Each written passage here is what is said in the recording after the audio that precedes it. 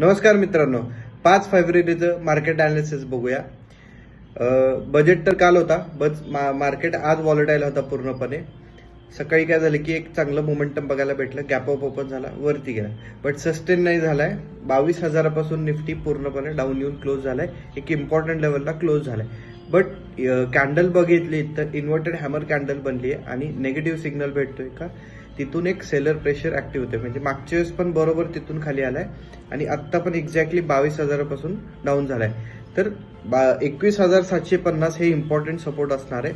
जर का तो ब्रेक करतोय तर अजून लोअर लेवलला 21,500 पर्यंत बघायला भेटू शकतं. बँक निफ्टी 46,000च्या खाली येऊन क्लोज झालाय. म्हणजे त्याच्यात अजून विकनेस दिसतंय. त्यांनी पण ट्राय केल्यावरती जायचा, बट रिजेक्ट झालाय. जर का अजून इम्पॉर्टंट लेवल ब्रेक करतोय, 46,000 ब्रेक करतोय, त्याच्या खालीच राहतोय, तर 45,000 पर्यंत आपल्याला बघायला भेटू शकतं. इम्पॉर्टंट लेवल्स मार्क करून घ्या आणि त्याच्या हिशोबाने ट्रेड करा.